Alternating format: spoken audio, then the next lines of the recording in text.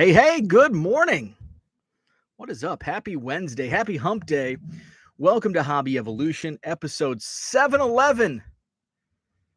The convenience store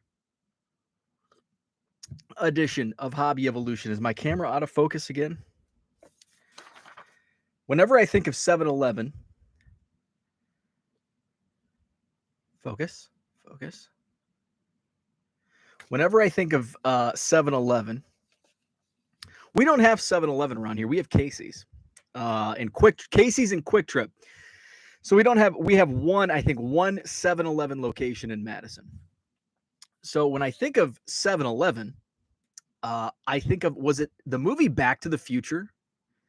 Where, it was Back to the Future. And he's playing the video game, the gun game. And the kids are like, whoa, where'd you learn how to shoot? And Michael J. Fox goes, 7-Eleven. And as a kid, I didn't understand what that meant. 7-Eleven. Red Light 34, what is up? Safe at Home Sports Cards. Ed is in the house. Good morning. Johnny Boy Cards. David, what is happening? Happy Wednesday. Happy hump day. I bought another Goodwill pallet. As my wife put it, you bought another effing Goodwill pallet, and she actually said the F word. So she did my wife gave me a deadline. Because we're and yesterday we paid half of our cabinet bill for the upcoming renovation of the new house. And here I am buying pallets of baseball cards. So I got a deadline because I've got to move a lot, and that's why I was 3 minutes late this morning. So I've got a lot of bulk to move, to sell. So in the timing was right. Jeremy Sheck's Cards on Instagram reached out to me last night. He's like, hey, do you have 10 football boxes I can pick up tomorrow? And it's like, ooh, good timing. Unfortunately, most of my stuff is either mixed or baseball, but I was able to conjure up a few football boxes. So I want to get a bunch of boxes out so I can replace them with the Goodwill boxes. So that's what I was doing this morning while I was 3 minutes late, putting football boxes together, this is good for me because my wife gives me the timeline. By the end of January, I have to have my closet back here accessible, because right now, so it's about, I think that closet goes back 12 feet, trying to think, 12 to 14 feet. And it's boxes of cards I'm less than 6 feet tall, but it towers over me. So we'll say 7 feet. So the boxes are stacked 7 feet high, all the way back 14 feet. And it's probably a 5 foot wide area. So, and it's completely full. Mike Summer can attest. He's opened the door. Herman can attest. It's quite something. So I've been digging through there, and it's funny, the things that I get excited about for listing purposes on eBay. Because say a year ago, as I was just starting out, a lot of this stuff, it's like, oh, I've got way better stuff to list. But now it's like I can list so fast. And what I really get excited about is, like I mentioned yesterday, if I can list a lot if they were sorted by set, because it's, your mind's not taking a split second to decipher between one card to the next. Same with the AI, and it's just easier that way. But most of my stuff's largely unsorted. I might have to step away and blow my nose, damn it. So I get excited when I see a box of, so this morning I'm sorting some football, and I had a box of a partial set of 88 Topps football and 89 Pro Set football, which were two of my first sets as a collector, collecting football cards. So I went through and I picked out, it's like commons.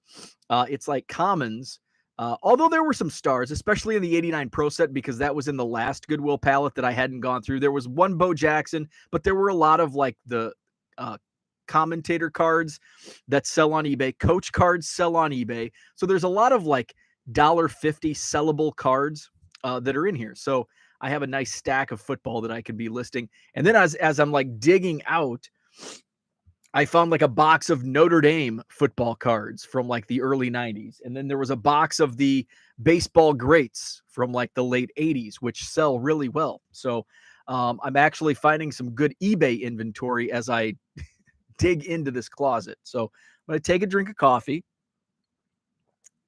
and I'm going to go blow my nose so you don't have to hear me sniffle for the next 55 minutes.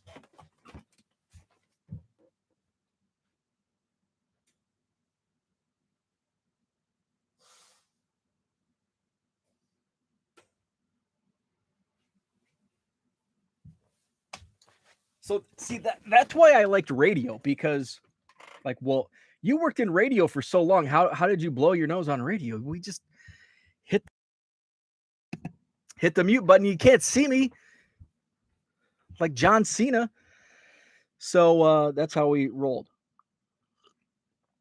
So we've got Victor in the chat. What's up, Victor? Paige and Deanie Bean. Good morning, Andrew. Dan is with us. I viewed that collection last night, and it was more of a showing off the collection and not really looking to sell. That's a bummer. I think my camera's out of focus again. That is a bummer. Kicking the tires. Let's see. Jenny says, you look like you're literally burying yourself in boxes. I pretty much am. Herman, what is happening? Andrew says, sounds like you need to give us a tour. I probably have some videos of my.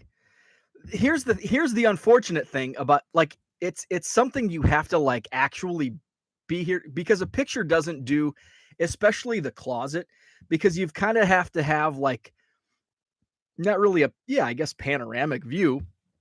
You have to open the door where the boxes are like ready to like bury you. But then you actually have to see the depth, and you can, because this is an unfinished room. So there's no wall between that shelf here, and there's just, 2x4s or whatever separating. So when I can access those shelves, I can actually like just go underneath those shelves and I can pull boxes that way, but there's just too much going on. So it's hard to do video and photos of just how gigantic that room is with boxes. Matt is with us. What's up, Royals 417? Steve Ains Comedy. Good morning from Ian Ravaged, Southwest Florida. Hopefully you were doing well down there. Terry, good morning. Nukes Cards, what's happening? Jenny says the boxes in top right, your left, look like they are getting taller and closer to the ceiling. Nothing in here. I think it's probably the camera. It's probably the camera's been slightly altered, adjusted. Because I don't even go back there because I can't act. I don't know if you can see, but between this shelf and that shelf, those boxes, which are about 4 feet high, that's supposed to be a walkway. It's not a walkway. I have to step over boxes. That's why I don't go back there, because I'm getting older and I'm afraid that I'll break a hip. Let's see. Herman says, trust me, the video doesn't do it justice. There you go. First-hand account. I think it's the opening of the closet door, and that's where it's like, holy crap. And then when you come into the card room and you see how deep it goes to the exterior wall, you're like, holy shit. Let's see. Bruce, what's up? You need to make room for some starting lineups. Let's see, where are we at? The boxes on our left, your right on the floor look like they're newly added inventory. No. Nope. Nothing new in here. All this has been in here. I may have rearranged boxes, but nothing. All of my new inventory is in my car, which I have to bring in and find somewhere to put it so I can bring in another pallet of cards. And so some people may think, so here's what happened yesterday. So I tweet the photo out. I bought another Goodwill pallet. My wife comes home, and all of a sudden, like, I'm just on the couch because I'm a couch people. I'm laying on the couch, and my wife, she'd been home for a few minutes, and she goes, did you buy another effing, and she said the F word, did you buy another effing Goodwill pallet? And so, so I was so taken aback by the comment that remember when you were a kid and you would get in trouble, your mom would catch you in the act of doing something, and you were so surprised that mom caught you. Mom knew what you were up to, that you were up to no good. And like, instead of denying it or like, how did you know? How did you know? That's what I'm like, how did you know? It's like, you tweeted it. Ah, fuck. You got me. So then she's like, are you selling? Are you bulking out? And then that's when, so by the end of January, we need to have that closet downstairs accessible because we'll be putting this house on the market in the spring. So I am aware. So I did get a little nervous. Not that my wife was on me, but that it's like, oh crap. I've got a lot of crap to move. Because problem one, the first problem is room.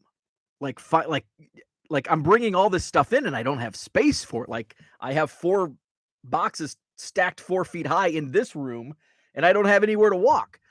I'm trying to clean out the closet and I've got no space in my other storage area. And I'm trying to move it as fast as I can. So just to have space, and especially because there's a lot of freaking cards. There's probably 1.5 million cards in that closet. And try to get all those out and get that closet accessible. Where am I going to put all of that stuff? And then lesser importance, important nonetheless, but lesser importance. The space is more important, but I don't want to pay movers because I'm not moving this stuff. I'm paying movers to move all these boxes up. I don't want to pay movers to move a bunch of boxes of 1988 tops. So it's space and money concerns. So I don't want to move. Like I like some of these boxes, 88 tops. It's like my thought process is always, well, I'll get rid of them sometime. I might find a Toronto Blue Jays collector that wants 40,000. By the way, I have how many Blue Jays cards? 1, 2, 3, 4, 5, 6, 7, 8, 9, 10, 11, 12, 13, 14, 15, 16, 17, 18. Any more? So I have at least 18 800 count boxes of Toronto Blue Jays cards. How many? 18 times 800. How many is that? So, but that's not all. Times 800. That's over 14,000 Blue Jays cards. I think there's a couple. Can I see any? Hey, Herman, there's a Braves box. Phillies, Pirates, Royals, Phillies, Royals. Can't read. Twins. Nope. Royals, Giants. 1979 tops. So I found a flat rate box, Expos. Found a flat rate box. So that's another 3,000 in that closet this morning as I was digging out. So about 20,000 Blue Jays cards. And I've told that story. So I'm in a storage. I am actually running out of space here. Now the next house, I will have probably twice the amount of room, the square footage, for baseball card storage. But I need the storage here. So I need the storage here, and I don't want to pay to move junk, essentially. Let's see. Where are we at? Nuke's card says, my son is watching with me this morning as we wait for his school bus. Sorry for dropping the F-bomb. He's flabbergasted that you're responding to people. Say hi to Alexander. What is up? Have a great day at school. That's awesome. James, what is up? Good morning. Steve says, I know that feeling. Jenny says, LOL, adding the bride to Twitter, catching up with you. Time to Twitter block the wife. Clark says, my wife knows when I ask her for more storage bins when she goes to Target. So here's the good thing. Here's the good thing about having so many cards. I can bring home a Goodwill pallet. And if I didn't tweet about it, and I just like stealth mode went and filled my car with pallets with a pallet of baseball cards and brought them into my basement, my wife would have no idea. I have so many cards that a Goodwill pallet doesn't even register. So that's the good thing. I can just, hey, here's a collection. Bring home. Before I pick the Goodwill pallet up, I've got to bring down 16 boxes that I picked up at the Madison Card Show this past weekend.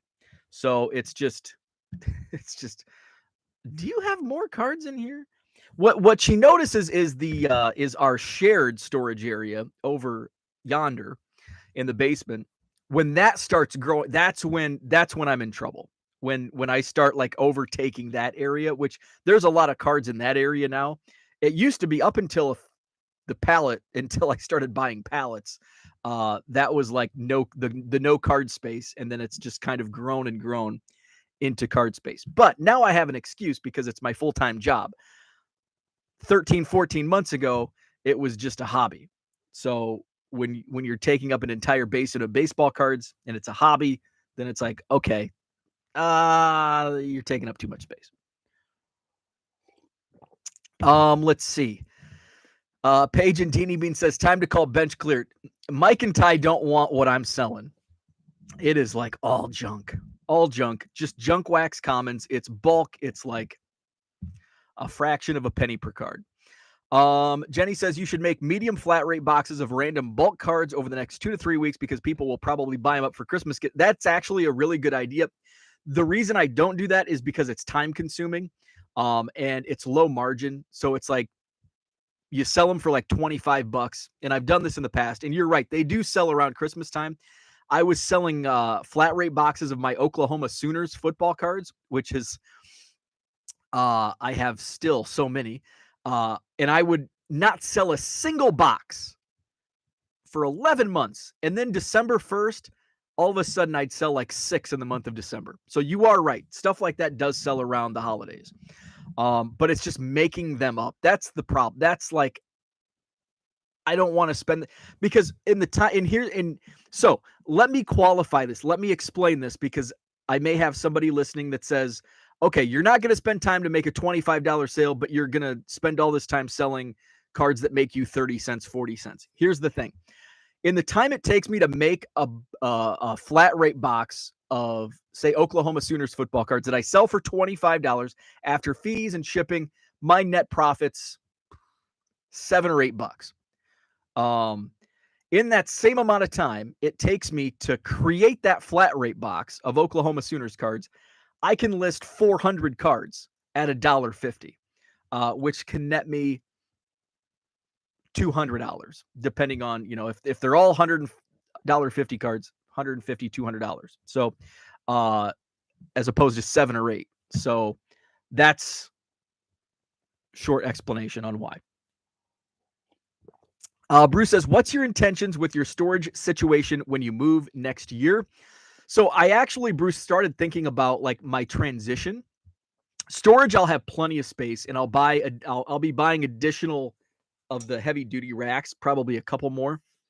So I'll have double the space I have now, which is much needed. And I'll have it more like the room that I'm in right now is like kind of everything for me, with the exception of like my upstairs office. So I'll have an office like I have now, which will be connected. It'll be back to back with the card room, which essentially the card room is my inventory. So this room, and it'll actually be it'll be larger than this room, will be only inventory. So it'll be basically my eBay store, and it will be back to back to my my office where I'll list. So I'll list, and I'll probably do my my hobby evolution from the office, and then the shipping, we'll call it the shipping area. My eBay store, where all the inventory is, will essentially be like this room, and then I'll have like basically what we're calling it in the plans, the staging area. And it will just be this giant unfinished area where there's shelving units and all that. So, and it'll be much larger space than what I currently have. So that's going to be the storage. What my thought process yesterday, I was thinking about all this. It's like now all of a sudden it's hitting me that, oh man, we're like what, November, December, we're 2 months out essentially from beginning the renovation process. So it's like, oh crap. So my thought process is like, how am I going to handle the transition as far as my eBay store goes? Because like when I start, like I'm gonna have to shut my eBay store down for a couple days. So my first half next year is gonna be kind of dicey because I'll be spring training in March. May, June will be the transition of moving everything over. So I just need to come up with a strategy and a plan of what I'm moving, how I'm moving it, and all that. So basically, I'll move my inventory and like my good stuff, my good cards, and then the movers will move the crap, like the commons and all that stuff, and kind of the bulk. But like my inventory, which is pretty minimal in the grand scheme, my inventory is minimal compared to the overall card inventory situation. So that's still something I need to map out. Let's see. Brian says, Jenny, can you share a link to your store? Let's see. Steve says 20,000 Blue Jays cards. You have an addiction problem. I don't know. I've talked about this a couple times. Some a-hole on in a Facebook trade group ghosted me on he's like, oh, I have 50,000 Cubs cards. I'll trade you.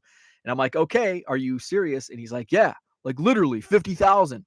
So I start and I'm sorting. And I come up with like 10,000, 15,000. And he's like, yeah, I've got a bunch. And then I get to like 20,000. I'm like, let's just do 20,000 for this first trade.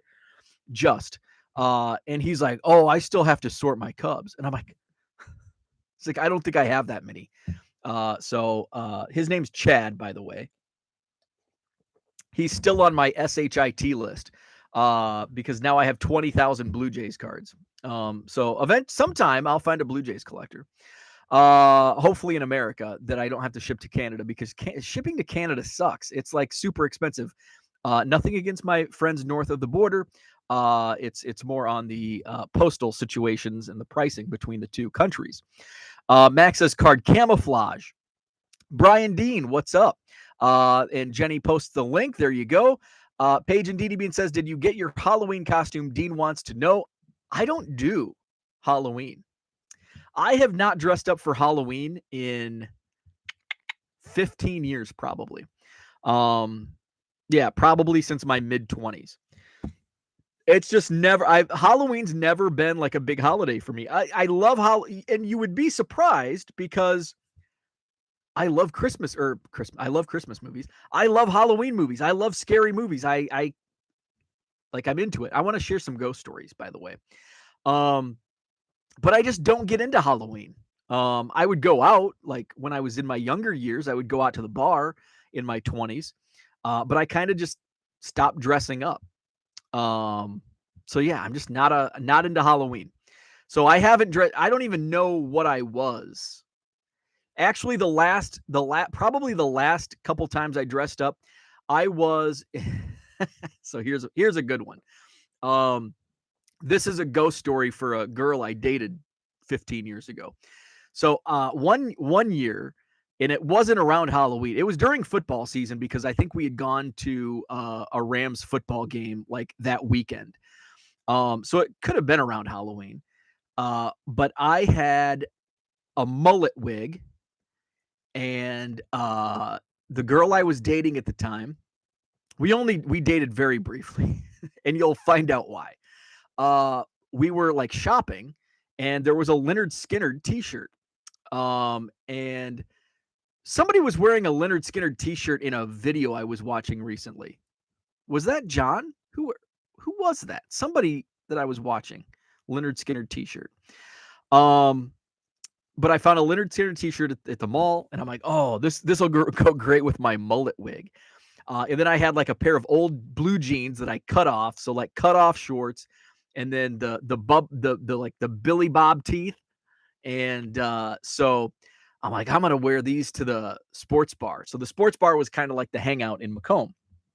And uh so the girl I was dating at the time had like she worked for a bank, and she had like a office, like happy it was a week like a weekend happy hour, like with her coworkers from the bank. So like the bank president was there. Now, I worked in radio, so like I knew all of these people. They knew who I was. I was, I knew who they were, they knew me. So it wasn't like complete strangers, okay?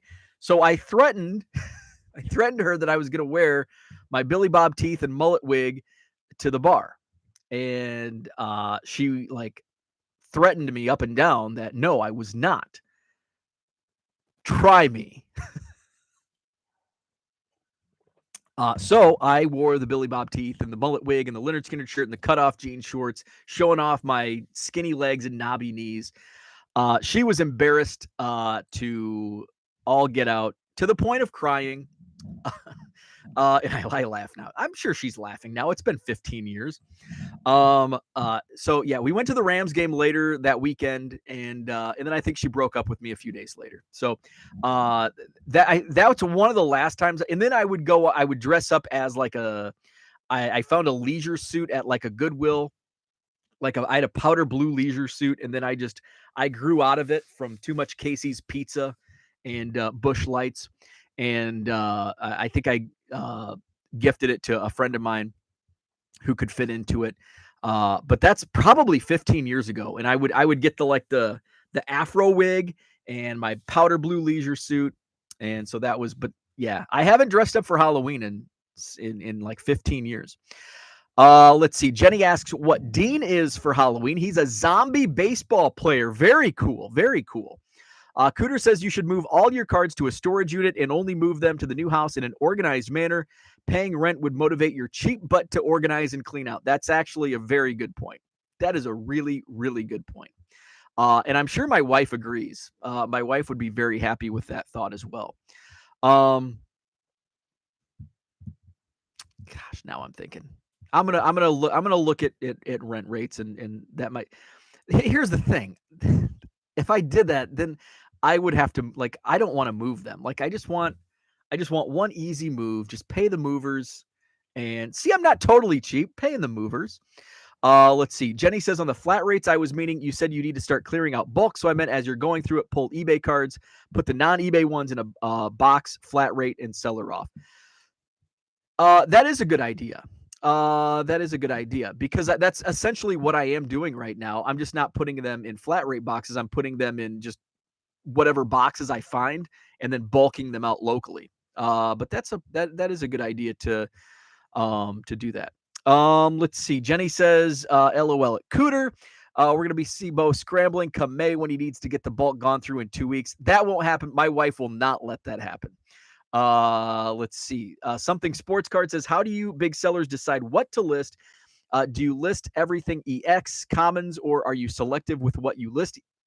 Yes and no. And so I'll take so this morning, perfect example.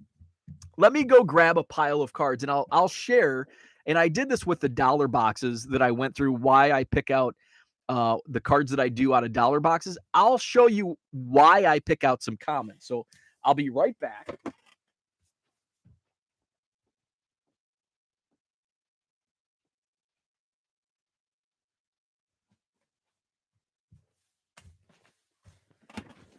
I really should put a coffee maker down here. I talked about it earlier. I had 88 tops and 89 pro set football. So sometimes I just take a flyer. So I pulled Chris Collinsworth, and you're like, why Chris Collinsworth?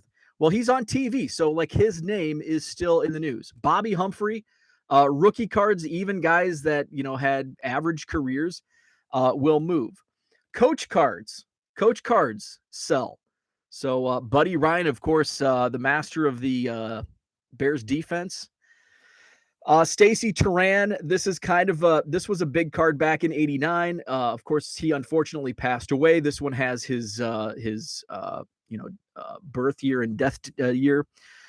Of course, Lawrence Taylor, he's a superstar, so he's easy. Christian Okoye, arguably the second best player in Tecmo Super Bowl behind Bo Jackson. A couple rookies, Tim Rosenbach, Jeff Lageman. So this is kind of an example. Gene Stallings, coach card. Dan Reeves, coach card. What else? So rookies. Marcus Allen, again, a superstar. Let's try to find something a little different. These sell really well. The announcer cards from 89 Pro Set. Let's see. Most of these are just coach cards, rookie cards, and announcer cards. Okay, so here's another one. Doug Flutie. Doug Flutie didn't have too many football cards in those days because he played in the CFL. So Doug Flutie, and he's he's popular player. Ron Rivera, of course, head coach and big star for the Bears. Let's see. Ozzie Newsome is somebody that I pulled out because he went on. Is he still a GM? Like he was a really good general manager if he's still not a general manager. So these are some of the reasons, some of the cards. Kevin Green was a popular player. And unfortunately he's passed away. He was also in WCW, did some wrestling. So I pulled him. Quarterback cards sell. So I just randomly pulled some quarterback cards like Neil Lomax. I didn't even know Otis Wilson played for the Raiders or had a Raiders card. So Otis Wilson was a member of that 85 Bears team. So I pulled that card. These are some examples of cards that, do I know they're going to sell? No, but I have a pretty good idea that, some might. And those are just some examples of cards that might sell that most people look at as commons. And again, it's important to have volume, and the more volume you have, people will find some of these cards. So those are some examples. So I am selective to a point, but sometimes somebody's like, why are you wasting your time putting those on there? Again, I can list 100 cards in 15 minutes. So, takes very little of my time. Let's see. Brian says, Jenny, in a few shows back, I heard you talking about selling lots, getting some ideas for my store. If that's okay, that's awesome. That's what we're here for. We share ideas and help each other out. Love it. Dan says, hit the like button. Thank you, Dan. Hit the like button. Subscribe to the channel. Let's see. What else is going on? Cooter says, take a carload to the storage unit every day. If you move in bulk, life and business will get in the way and you will never organize. I speak from personal experience. I know you're exactly right because I let it get to this point, and if I do just a little bit at a time, it will help immensely.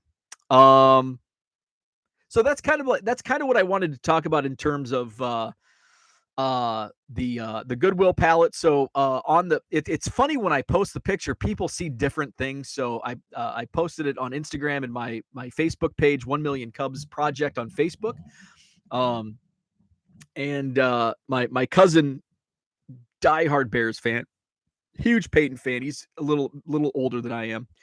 And of course he sees the Walter Payton and I'm like, how did you see that? Like, so I'm like looking and I'm like, oh, there it is. I don't even recognize what card that is. Somebody else recognized, my buddy Brandon, the 87 Topps football collector who I delivered a bunch of 87 Topps football to a couple of weeks ago. Noticed there was a Randall Cunningham 87 Topps rookie card. And he's like, hey, I need that one. So it wasn't in the box that I traded him a few weeks ago. So, and it's funny what people see. Somebody else saw I think Dan saw slabs. So it's fun to show that picture, and that's the actual pallet that I'll be picking up today. And what's fun, I think the best part for me of getting these pallets is the initial load-in process. So when I go pick up the pallet, it's actually a Gaylord, which a Gaylord is just a giant cardboard box on top of a pallet.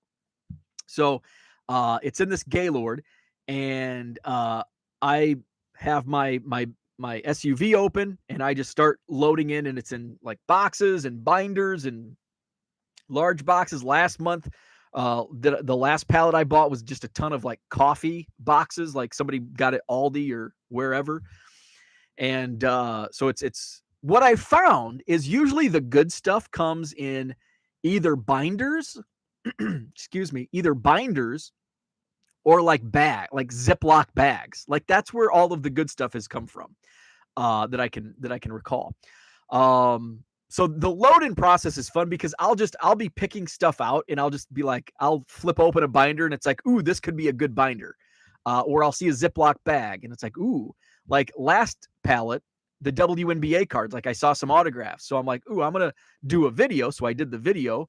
And unfortunately, that was like the only good stuff that was in that pallet. It's the WNBA stuff saved that pallet. So we'll see in the load-in process what I come up with in this pallet. So I will be picking up this pallet a little bit later today. I've got some boxes in my car currently that I need to bring downstairs and find a place for them. Steve says, I do love your show. Thank you very much. I appreciate that. Baseball card curmudgeon is in the house. What's happening? Fall Creek says, Bo in chat, if you sell any card for 99 cents free shipping, you pretty much break even with cost, correct? I actually lose about a dime. So a 99-cent free shipping, I lose about a dime. My $1.50 free shipping, I think my net profit is about 35 cents, somewhere in that vicinity. Does the math add up on that? Pretty close. Let's see. Paige and Deanie Bean says, Bo, you should listen to Cooter. You need to make time and not just say it. I know, right? I know. John says, what's up, John? I use 2 ounces, which is 81 cents. Card saver, envelope, and penny sleeves means 99 cents is a loser.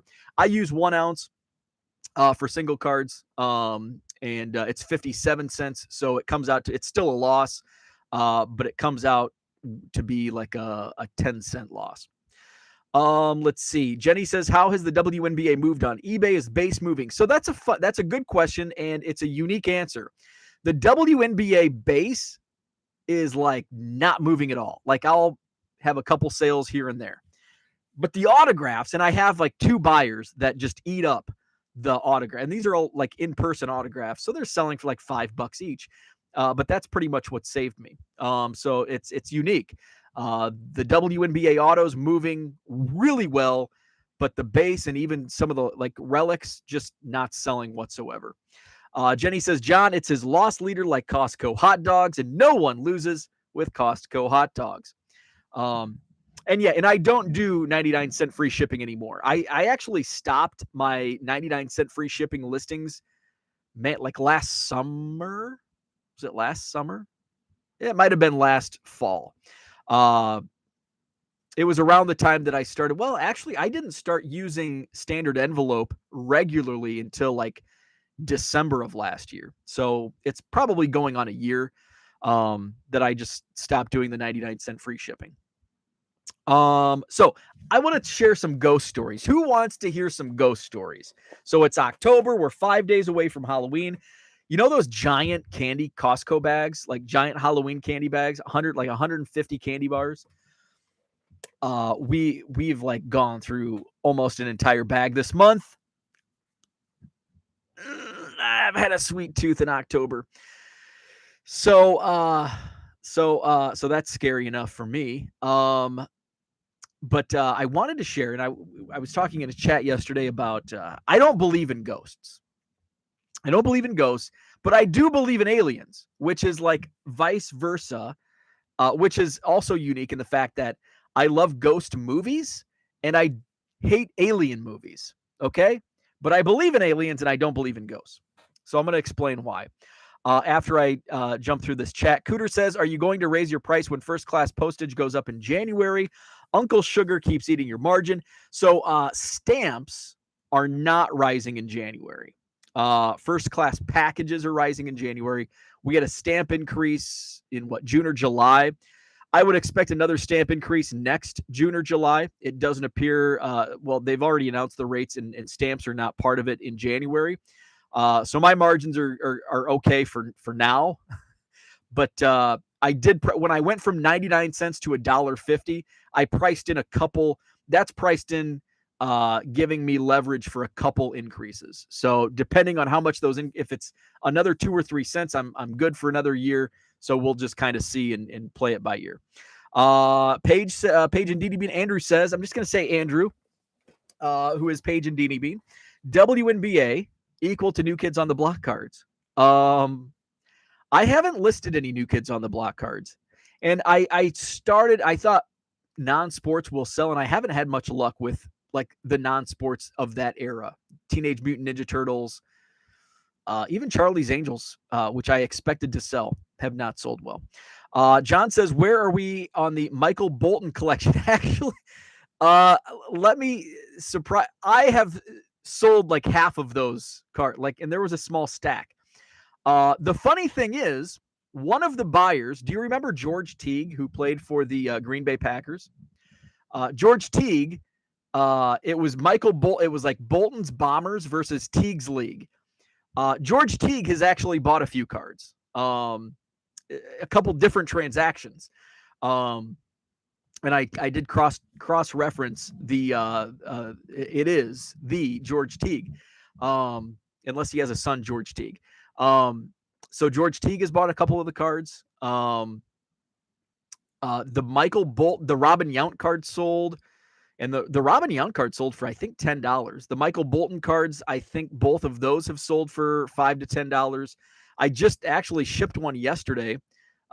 Somebody I'd never heard of. I don't know if he was like a radio guy or some celebrity, but his card sold for $2. And I'll sell and I think it's probably family members or friends like, oh my God, I can't believe you have a card. It's on eBay. So for $2, they took a chance. Let's see. Steve Carlton is an alien. Steve says, is it better to do auction or buy it now? Buy it now all the way. I am 99.9% team buy it now. I hate auctions.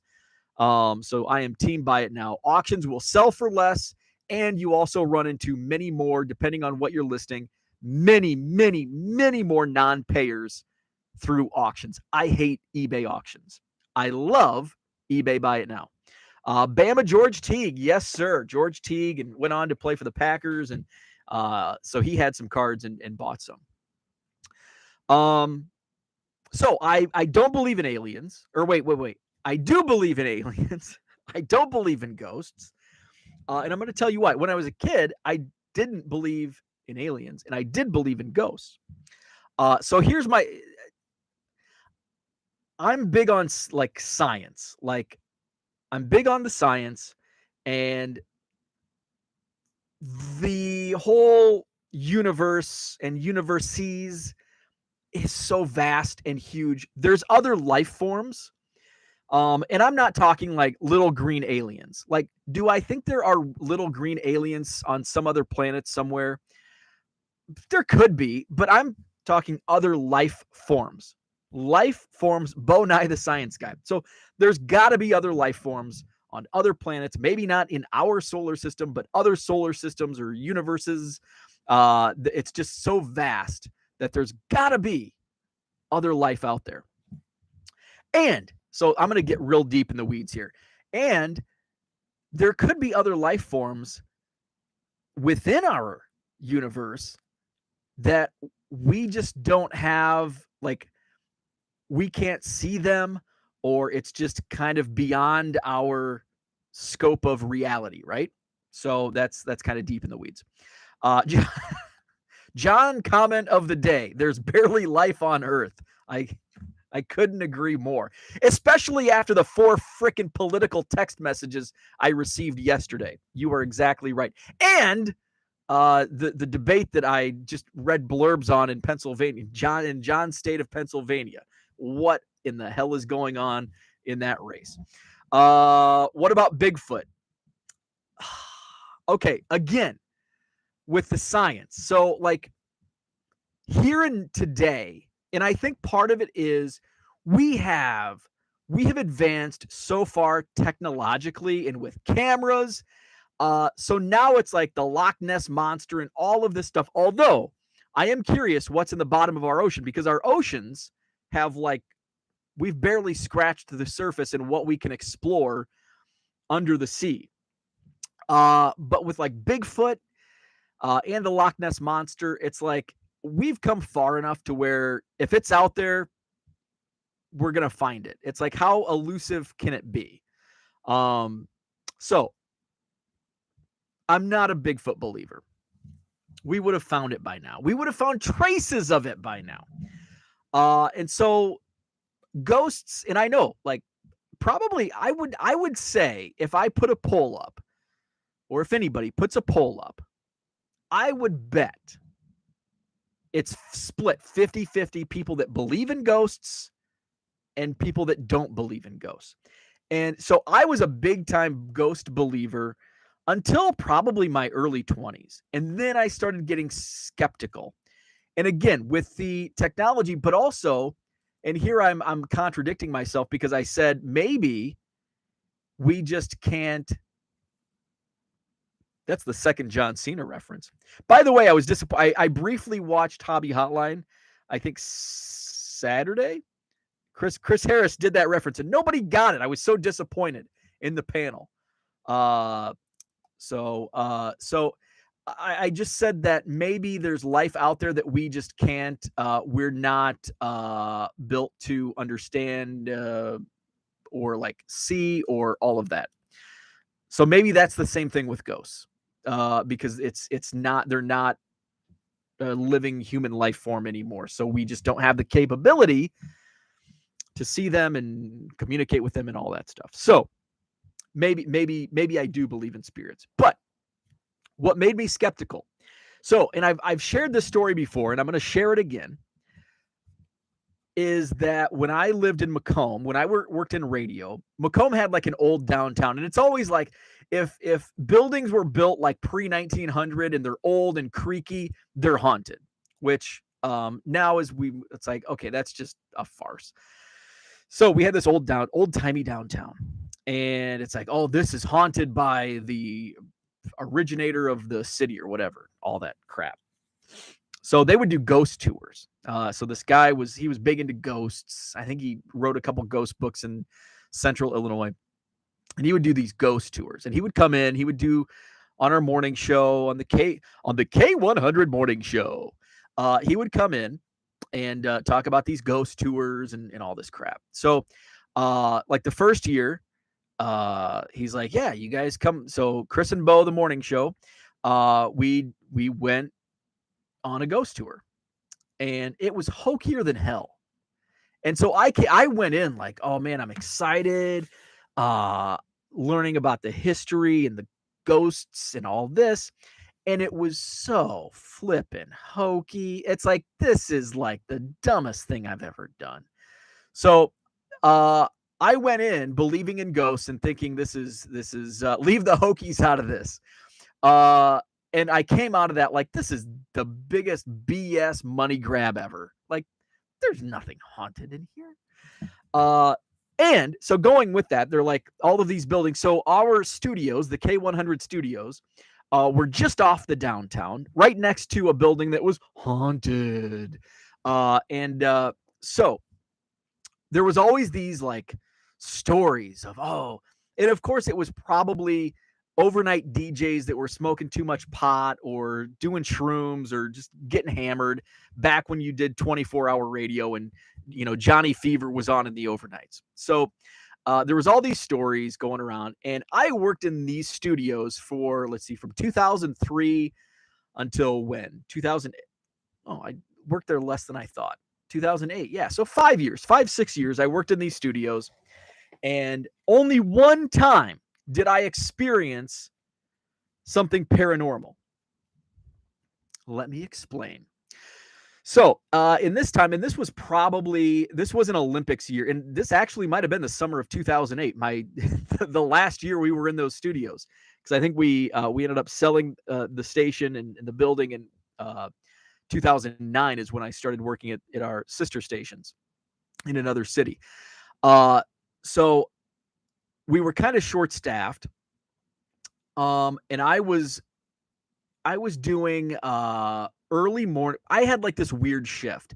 Like, I think I was in a train. I mostly did morning shows, but there was a point where I like begged and pleaded to not work in morning radio, because my partner had left, and I wasn't enjoying it.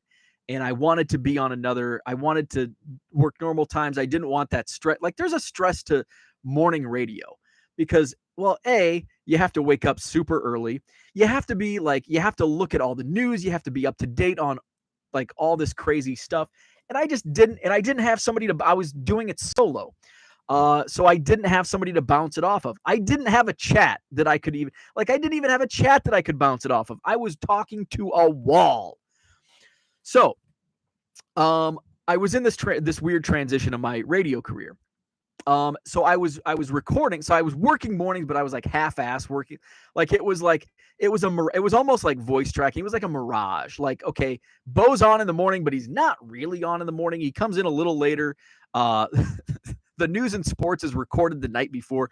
So it was during the Olympics. So, and it's like the heat of summer, like July, August, whenever the Olympics happened, 2008, whatever year that was. So I would come in at like midnight to record the sports because the first sportscast would run at like 6:10 in the morning, and I didn't want to wait because my shift basically began at 8, and then like the first morning parts were essentially voice tracked. So I was recording at like midnight, and it was basically only for this like 2-week stretch during the Olympics. So I came in, and so just to set up, we had 3 studios back to back to back, like in a line. And they had these heavy studio doors. Like if you've ever been in a radio studio, they're like these huge soundproof doors. So we had K100. So you walk in from the front door, Carroll Street. You walk in and you see K100 right there. So it was on like one side, and then in the middle, there was a middle studio. That was basically a production studio. It was no like real radio station. It was just production. So the production studio in the middle had this really squeaky door. So, and again, all 3 studio doors are these heavy duty soundproof doors. But the middle door was like really squeaky, and it was distinct. Like you knew this when the door opened, and it had this just distinct squeak to it, unlike any other. And then the far studio was WLMD, All Hit Country 104.7. Here's Toby Keith. So the country station was on the far end. So remember the distinct squeak of the middle door. It's midnight. There's not a soul except for me. And maybe some ghosts. So leading up to this time, we would have weekly staff meetings. And at our weekly staff meetings, it was basically an excuse to order pizza. And we had a good trade-out agreement with Domino's. And I think I still I don't like Domino's pizza to this day because we had it every single week. So we would have remember we're in radio, so we're super poor. So Domino's pizza is basically like a gift to the poor radio employees that are eating tuna out of a can and ramen every day. So now we can take some pizza home. So all of a sudden, like our pizza's disappearing like overnight. Sometimes we'd leave it like, oh, hey, we'll have like a leftover lunch tomorrow of pizza. And it's like, wasn't there more pizza? But it was this like weird thing. So I had a coworker named Ashley, and she was in like on a weekend or something. And she said she saw somebody in the studio. And it's like, ooh, you saw a ghost. And it's like, oh yeah, right, Ashley, you saw something. What are you doing? So we didn't believe her. But there's pizza missing. Ashley's seen something. There was something else and it's like maybe all of these stories that these tweakers that worked in radio through the last couple decades, maybe they were right. Maybe this place is haunted. So going back to my personal experience, I go in, it's midnight. I'm recording the sports. I'm like a minute into my recording, and I hear the middle studio door creak open. And I froze. And every hair on my body stood up. Because that door it's a heavy, heavy door. And it can only be opened. The wind's not going to blow it. And there's no wind inside a radio station studio. So the only way that door can open is if somebody opens it. So this ghost is like super strength. So I freeze. I flippin' freeze. The hair is standing up. And I'm like, okay, I'm just hearing things. It's midnight. Maybe I had a few Bud Lights. I don't know. So I had to because I froze in the middle of my sportscast recording, delete it and start over. And I get through my first, and I had to record like 3 different sportscasts. So I record the first one, all good. Okay, now I'm starting to my heart's not beating as fast. My hair's not standing at attention anymore. And I started on the second or third sportscast. And all of a sudden I hear something bump. And there's an attic. There's a super creepy attic, okay? And I hear something bump in the attic. And I'm like, oh, I'm just hearing things. But I wasn't. Why wasn't I not hearing things? We had lights on the ceiling, those like light ballasts that are on chains that kind of hang down. And I look up and the light is going like this. And there's about 3 of them in the studio. And I look at this one and it's not moving. But this one over here, this one closer to where I heard the bump, is now moving. Now I'm getting the hell out of there. So I don't even know if I finished recording that sportscast. I grab my keys, I'm out the door, and I race home. Next morning, my boss, my general manager, comes in, and I go to her office, and I said, there's been a lot of ghost stories, right? Here at K100? And she's like, yeah. And she's like, yeah, they're just hokey ghost stories. And I'm like, okay. Sometimes they're like kind of crackpots that tell these ghost stories. Well, yeah.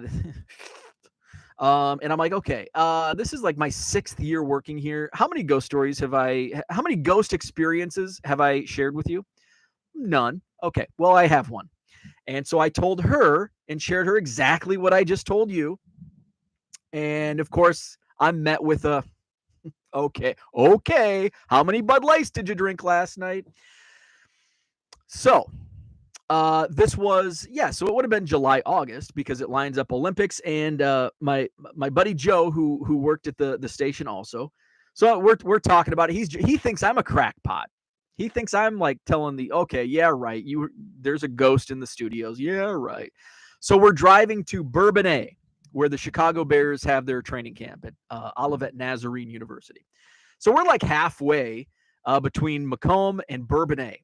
And I get a phone call from my boss, and she's on the other line, and she goes, hey, I've got some good news and I've got some bad news. I'm like, okay. And she's like, the good news is you're not crazy. And I'm like, oh shit, there's a ghost. She's like, the bad news is you didn't hear anything.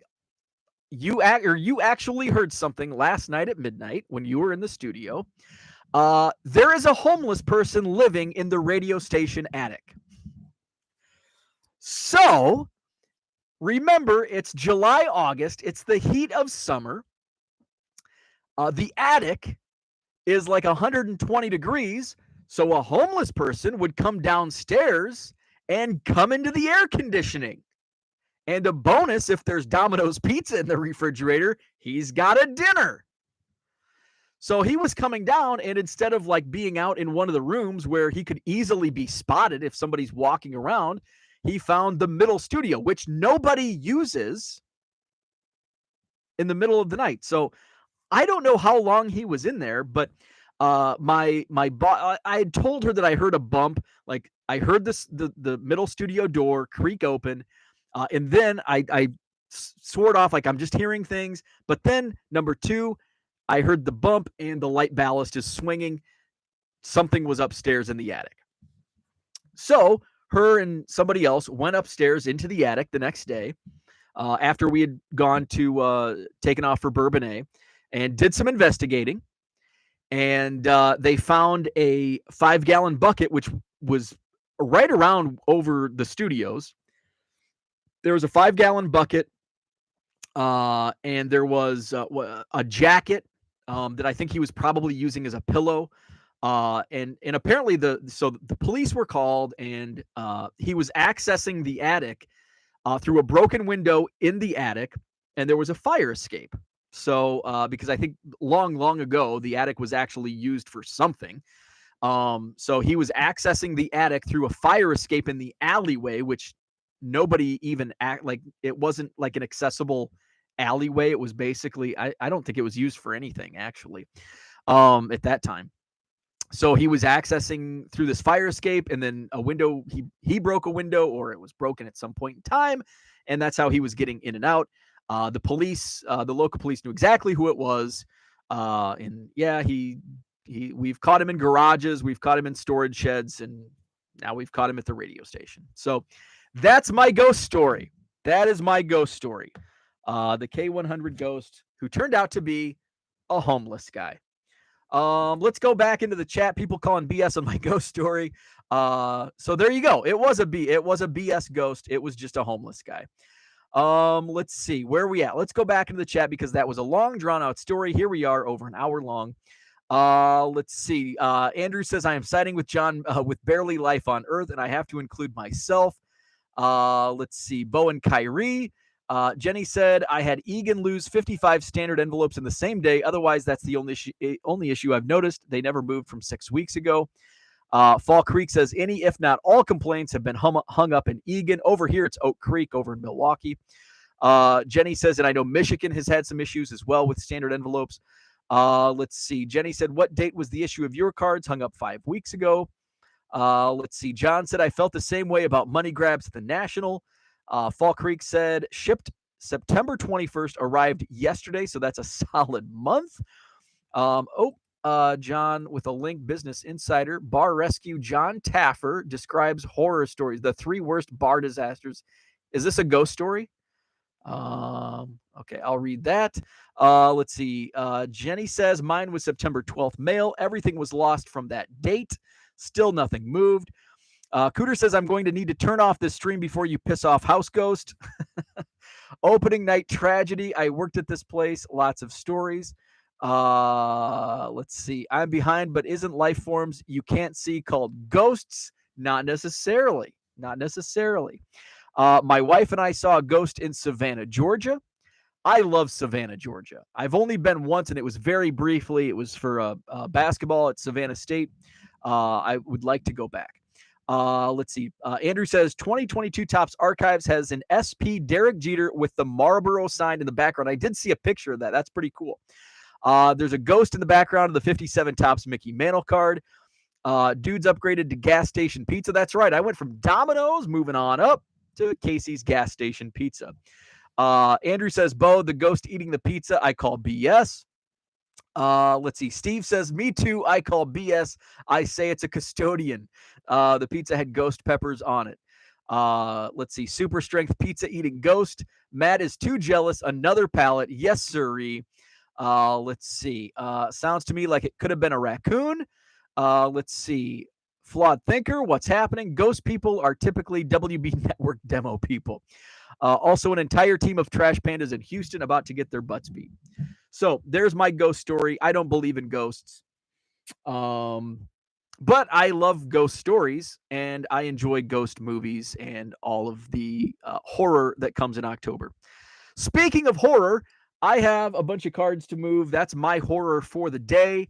So I am going to go do that. Hit the like button if you haven't already. Subscribe to the channel. If you're new, welcome. Thank you for jumping on. eBay store is in the link. Did add over 600 cards. Jenny, I did not get to 1,000 yesterday. Did some shipping, did some listing, and then just kind of, I don't know why I didn't get to 1,000. I just kind of was lazy with it, I guess. But I got over 600. I'm going to try to get another couple hundred today. I think my goal was, my goal before I ended up buying another Goodwill pallet was, I think, 27,000 active listings. So I had actually sold more than I had thought over the weekend.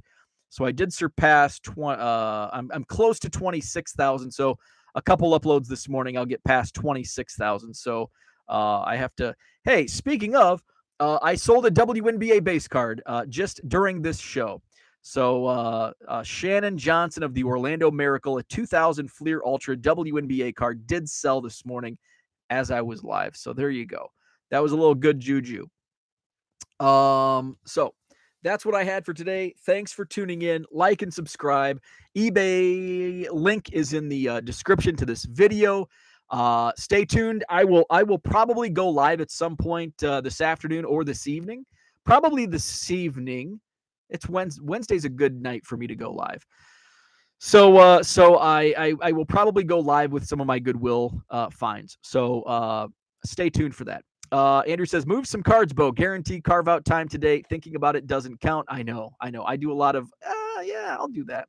So I am gonna go do some boxes right now. So AEW is on. Yes, it is. And so I like going live and having AEW on in the background. So Red Light 34, can't wait till tonight. Love the show. Thank you, Red Light. Appreciate it. Have a great Wednesday, and we'll probably see you again later tonight with unveiling the Goodwill palette. Until then, we'll talk to you later.